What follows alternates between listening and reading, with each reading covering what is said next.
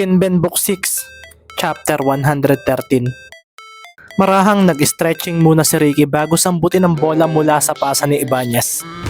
Kung gagawin niya uli iyon, ay baka raw may hindi magandang mangyari sa kanya. Hindi naman daw talaga niya dapat gawin ang bagay na iyon dahil kung mag-iisip siya ng mabuti ay delikado ito para sa kanya dahil maliit siyang player. Marahang napahinga ng malalim si Ricky at dahil sa sinabi ni Carlo sa kanya ay hindi na raw iyon mauulit.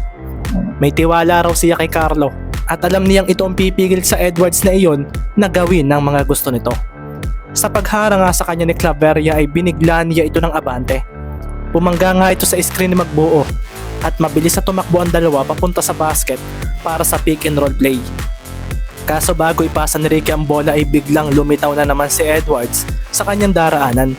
Lumangit-ngit tuloy ang ilalim ng kanyang sapato sa biglaan niyang paghinto at napaseryoso naman si Edwards nang ibato ni Mendez ang bola pataas. Itinuloy nga nito ang pasa niya kay Magbuo at doon na nga napakuyom si Edwards at tinalo ng bola. Si Ricky nga ay napakuyom dahil sa taas ng talo nito. Dinakot agad nito sa ere ang bola at sa paglapag ni Edwards ay mabilis niyang ipinasa kay Claveria ito.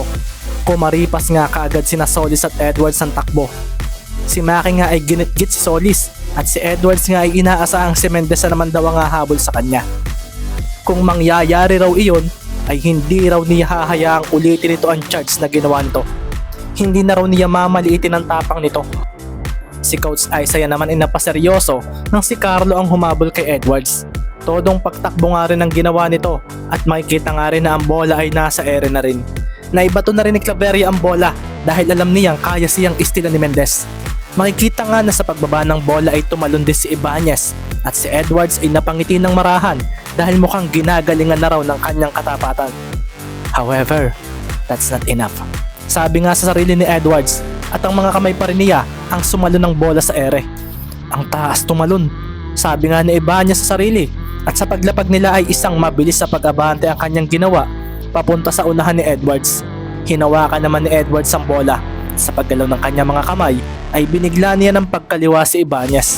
Iniharang na naman niya ang kanyang kanang braso rito at wala nga nagawa si Carlo laban doon. Isang left-handed dunk din ang ginawa ni Edwards at nagwala ang Davao crowd matapos iyon. Sa paglapag nga nito sa ibaba ay sineryosohan pa nga niya ng tingin si Ibanez na bigla na lang siyang nilampasan. Bumigla ito ng labas sa court at kinuha ang bola. Depensa agad, sigaw ni Coach Danny at si Ibanez ay biglang ibinato ang bola kay Mendez na nasa gitna ng court. Si Carlo naman ay marahang napangiti at ang napaseryosong si Edwards ay biglang napahabol sa kanya nang lampasan niya ito nang tumakbo agad siya. Pagkasambot nga ni Mendez sa bola ay agad na umabante si Claveria para tapikin ito sa paglapag nito. Kaso naibato agad ni Ricky ang bola sa kanyang kuya Maki at sa pagharang ni Solis dito ay isang mabilis sa pagtalbog ng bola ang ipinamalas ni Romero. Si Solis ay seryosong dumepensa at sa pagkaliwa niya ay saka na naman napunta si Romero na ikinakuyom ng mga manonood. Ang bilis ng crossover na iyon ni Romero. Kaso si Solis ay hindi basta nagpatalo at ibinuhos din ang kanyang mabilis na pagkilos na ikinangiti ni Maki na bumigla ng pagtalikod. Sa pagsabay nga ni Solis ay bigla niya itong ginamitan ng spin move. Kasunod noon ay ang biglaang paglayo ng isang paa ni Maki at pagtalo niya sa ere nang palayo mula kay Solis. Isang outbalance turnaround jumper ang pinakawalan ni Romero na nagpakayom sa mga manonood. Kitang-kita sa mga mata ni Maki ang kumpiyansa. Magmintis man daw iyon o pumasok ay wala siyang pakialam. Makikita nga rin si Solis na nasa ere at makikita rin sa mga mata nito ang pagliliyab ng determinasyon na ilang paso ang kanyang katapatan. Sa paglapag nga ng dalawa ay siya rin paghalit ng bola sa basket nang pumasok ayon. Ang ilang manonood pa nga ay napamura sa jump shot ni Romero at ang mga manonood namang players ng ibang team ay napatuon ng pansin dito. Ang Maki na ito ang delikadong Maki. Sabi na nga lang ni Kyle sa sarili. At makikita nga rin ang kakambal niyang si Kyrie na pinagmamasdan si Romero na alam niyang nakalaban ni Abad ng one-on-one-on. Tapos na bang mag-adjust sa maharlikalingang galawan ng Romerong ito? Bulalas na nga lang ni Kyrie sa sarili. Akin ang bola! Bulalas naman agad ni Edwards at si Hermosa ay agad na ibinato rito ang bola. Sa pagsambot nga niya ay agad niyang hinarapan si Ibanez na makikita sa mga mata ang kaseryosohan. Umabante nga si Edwards at walang kahirap-hirap niyang nilampasan ng kanyang defender. You can't guard me. Mahina pang ang wika ni Edwards at mabilis niyang itinawid ang bola sa gitna. Inaasahan nga rin niya ang paglitaw ni Mendez kaso si Ibanez pa rin ang lumitaw sa tabi niya. Humabol pa rin ito na naging dahilan upang mapahinto siya para makapunta ito sa kanyang harapan. Agad nga rin niyang hinanap si Mendez at nakita niyang ito ay na kay Claveria.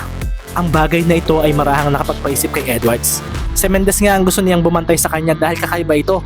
At kung hindi ito mangyayari ay wala raw siyang magagawa kundi ang isang mabilis sa pag-atras ang ginawa ni Edwards. At napaseryoso si Coach Isaiah ng isang tres ang pakawalan nito. Si Carlo nga ay sinabayan ito ng talon-kaso. Hindi niya naabutan ng bola at sa paglapag nilang dalawa ay makikita na lang ang pagngiti ni Edwards sa kanya.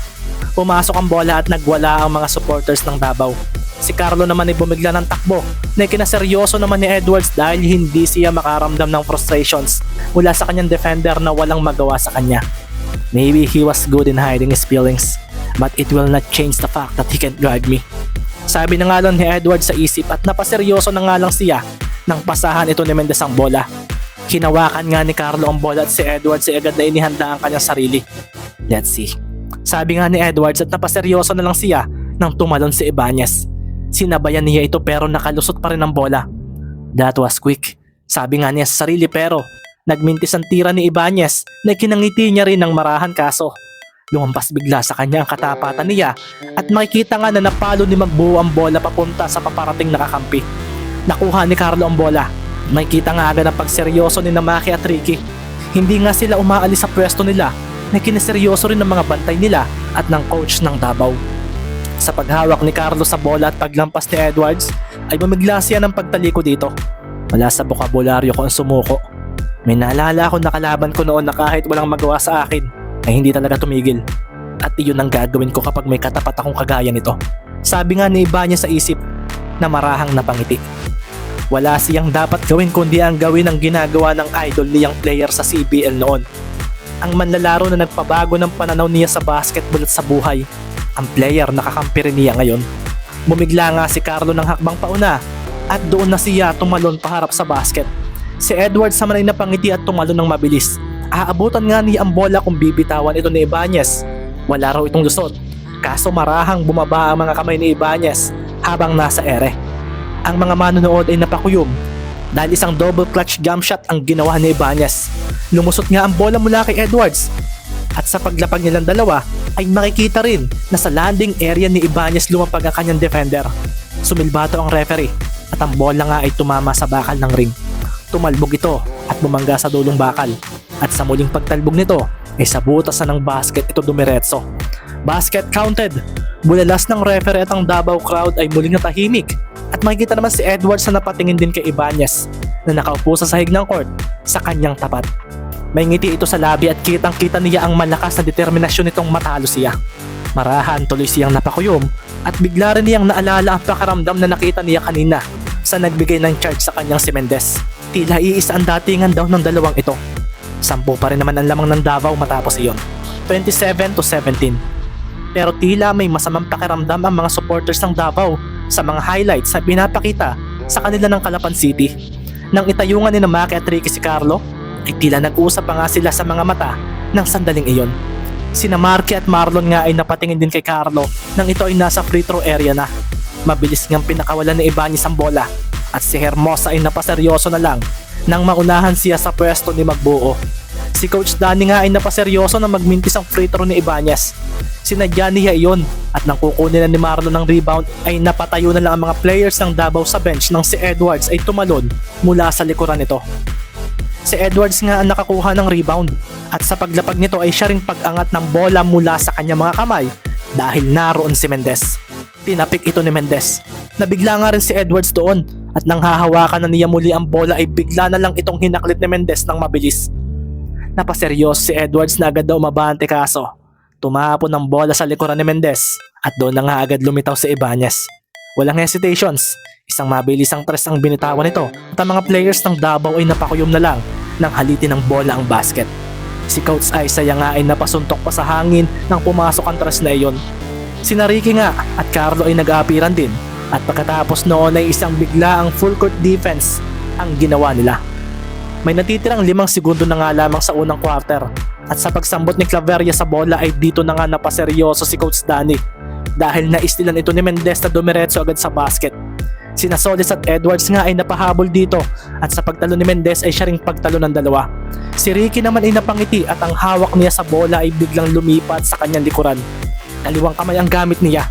Kasunod din noon ay ang isang on-air elbow pass, ang kanyang pinakawala na nagpaseryoso sa lahat ng mga manonood dahil biglang dumating si Marlon magbuo na buong lakas na idinakdak ang bola. Sinabayan pa nga siya ni Hermosa kaso nilamon niya ito ng buhay nang i-posterize nito iyon. Bumagsak si Hermosa sa ilalim ng basket at si Magbuo ay makikitang nakabitin pa bago lumapag sa harapan ng kanyang biktima. Basket counted! Bulalas pa nga ng referee dahil natawagan pa ng foul si Hermosa na kinaseryoso ni Coach Danny. Hindi siya kaya ni Leandro, coach. Mukhang ako yata ang kailangan tumapat sa Magbuo na iyan. Seryosong wika nga ng pinakamalaking player ng Davao City na nasa bench. Mataba ito at kung titingnan ay mabagal pero may mga kakayahan ito lamang ang nakakagawa. Iyan din ang iniisip ko, Justin. Sambit nga ni Coach Danny na marahang napaseryoso sa mga nangyayari bago matapos ang unang quarter. Naipasok pa nga ni Marlon ang bonus shot na naging dahilan upang ang score ay maging 27-23. May natitirang 2 segundo na nga lang sa unang quarter at makikita nga ang mabilis sa pagtakbo ni Edwards at ang bola nga ay mabilis na ibinato ni Cruz sa kabila kay Solis. Si Maki naman ay mabilis na humarang dito at sa pagtakbo ng oras ay walang takot na nagpakawala si Solis ng isang outbalance 3-point shot na sinundan din ng pagtunog ng buzzer. Si Maki nga paglapag ay napakuyom na lang dahil hindi niya natamaan ng bola. Ang mga manonood nga ay napatayo na lang din at sa paghulog ng bola sa ring ay pumasok ito. Kaso, gumulong ito sa gilid at muling iniluwa na nagpakuyom na lang kay Solis. Muntik na, sayang. Sabi nga ni Solis na makikitang pawisan din sa paglalaro niya ng buong unang quarter. Mabutit sablay. Sabi na nga lang ni Ricky at pagkatapos noon ay napatingin na lang siya sa mga kalaban na naglakad na pabalik sa bench nila. Ganoon na nga rin ang ginawa ni Ricky at mapapansin nga ang katahimikan sa loob ng venue nang matapos ang unang quarter sa score na 27-23. Lamang pa ng 4 ang Davao City Durians. Magandang araw. Para sa mga gustong magbasa rin ng advanced chapters dito sa YouTube channel natin, mayroon din tayong available para sa inyo. Pindutin lang ninyo ang join button na makikita ninyo sa channel at magkakaroon kayo ng 3 choices. 25 pesos, 49 pesos at 199 pesos. Ang dami ng chapters na inyong mababasa ay nakadepende sa presyo na inyong pipiliin. Maraming salamat.